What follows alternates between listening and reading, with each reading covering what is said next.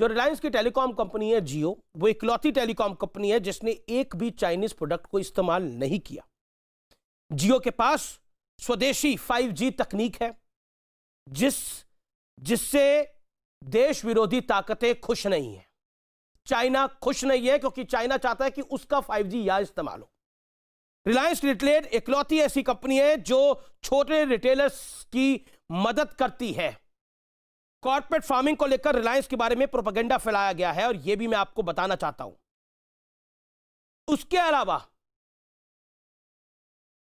जियो ने अपने काम में चाइनीज प्रोडक्ट का इस्तेमाल ही नहीं किया है, जबकि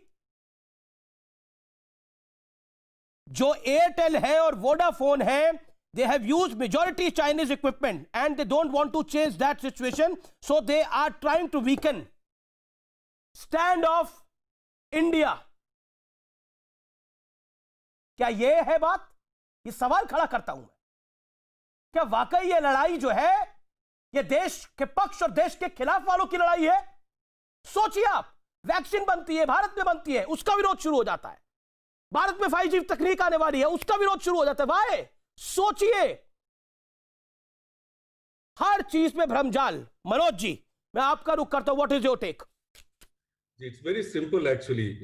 जो लोगों के एक्शंस दिखाते हैं कि उनकी एक्चुअल इंटेंशंस क्या है।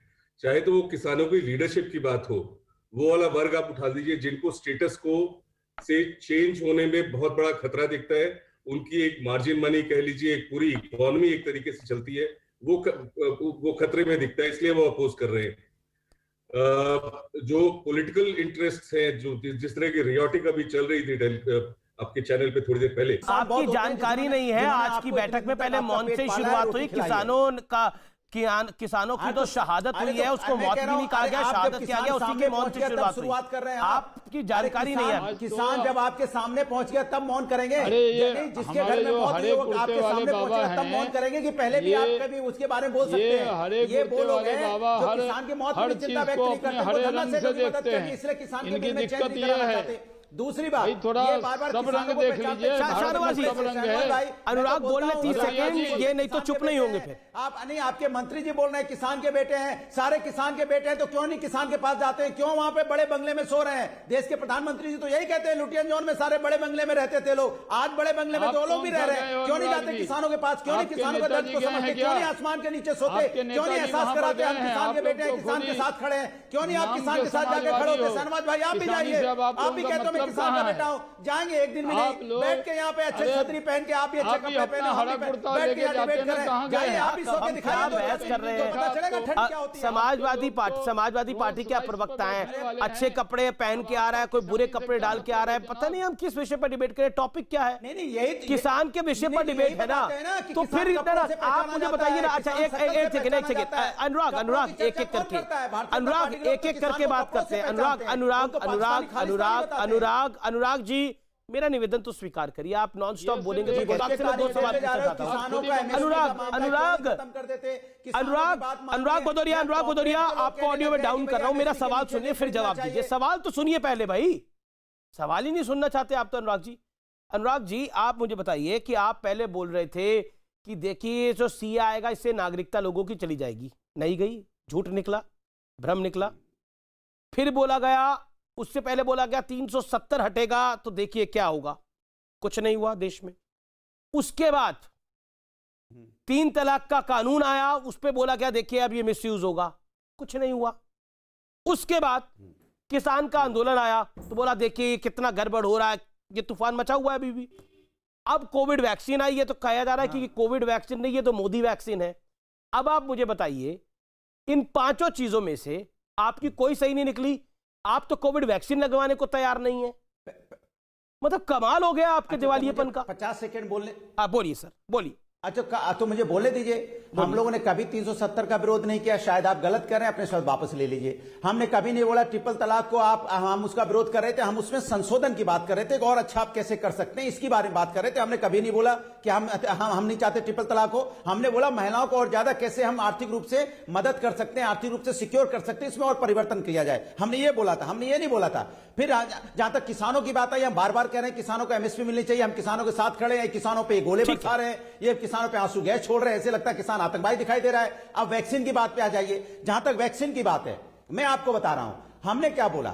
हमने बोला कि भारतीय जनता पार्टी में जो भ्रष्टाचार, जो उनके सिस्टम में भ्रष्टाचार है, भ्रष्टाचार की वैक्सीन एक बात। दूसरी बात, हमने बोला कि जो भारत की वैक्सीन, सुन तो लीजिए, भारत, अब मुझे बोलने दीजिए, 30 सेकंड और बोलने दीजिए। अच्छा, जो भारत बायोटेक की जो वैक्सीन है, इसके बारे में मैं नहीं बोल रहा हूं, सुन तो लीजिए, मैं बोल लूं अपनी बात। भारत बायोटेक के बारे में मैंने नहीं बोला है, हम कह रहे हैं, देखिए डॉक्टर है गगनदीप कांग, ये सीएमएस ये वहां की, ये अपने देश की पढ़ लीजिए पहले। और ये क्रिश्चियन मेडिकल कॉलेज की प्रोफेसर भी है। ठीक है, सुन तो लीजिए, इन्होंने क्या बोला, आई हैव नहीं, इन्होंने क्या बोला, I have no clue, I have never seen anything like it. मैंने नहीं बोला हूं, ये डॉक्टर गगनदीप जी बोल रही है। आपने समाजवादी पार्टी के कार्यालय में कोई रिसर्च सेंटर खोला हुआ था, बता दीजिए, उन्होंने सरकार की मदद करे, वो भी देश की मदद करे। ठीक है, संगीत प्रोफेसर आगे सुना आपको मैंने, प्रोफेसर आगे, एक सेकंड शाहनवाज, प्रोफेसर आगे 22 मिनट से इंतजार कर रहे हैं, विजय सदाना 22 मिनट से इंतजार कर रहे हैं, मुझे उनके पास जाने दीजिए, फिर मैं आता हूं।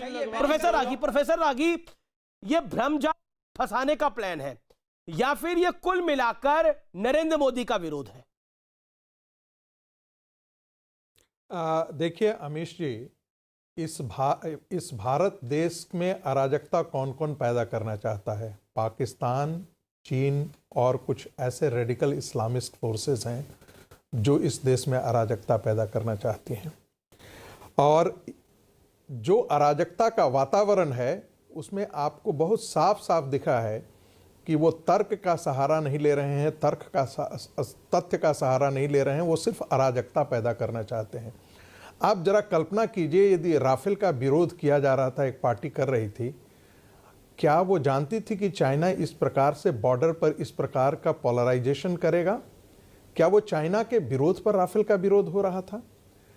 एक परिवार जो है जिसने सत्ता पर करीब करीब अधिकांश वर्षों तक राज किया, उसके समय द डेवलपमेंट था, हिंदू ग्रोथ रेट कहा जाता था। यदि वो गांधी परिवार नहीं होता तो देश शायद बेहतर स्थिति में विकास करता। और जरा अंबानी का कंट्रीब्यूशन देख लीजिए, 1.5 ट्रिलियन, देश के 8 बड़े राज्यों से ज्यादा जीडीपी का कंट्रीब्यूशन। आप जरा अंदाजा लगा लीजिए कि यदि हम अपनी इकोनॉमी से टाटा को हटा दें, टाटा कंसल्टेंसी को हटा दें, अपनी इकोनॉमी से हम गोदरेज को हटा दें, महिंद्रा को हटा दें, अंबानी को हटा दें, तो आपको पता लगेगा कि देश को हम मध्ययुगीन स्थिति में ले जाकर के खड़े करते हैं। मैं कहना यही चाहता हूं कि यदि राहुल गांधी नहीं होते तो देश चल सकता था, बेहतर करता संभवतः, लेकिन अडानी, अंबानी और इन सारे लोगों ने तो इस देश की जीडीपी को कहां से कहां ला करके खड़ा कर दिया है। आज हम स्थिति में हैं जो हम कह सकते हैं कि बड़े देशों के, विकसित देशों के समकक्ष हम आकर के खड़ा हो गए हैं। रोज रोज पानी पी के करके गाली देने से नहीं होता है। मैं जरा पंजाब का इतिहास ही यदि दिखा दूं तो कितने ऐसे 400 कंपनियां जो हैं, छोटे कॉन्ट्रैक्ट फार्मिंग वहां पर हो रहे हैं पंजाब के अंदर। मैं आपको बता रहा हूं, सच कह रहे हैं आप। बाकी और जगहों पर देखिए, सीमांत, एक सेकंड, बस 10 सेकंड और, ज्यादा मैं नहीं समय लूंगा।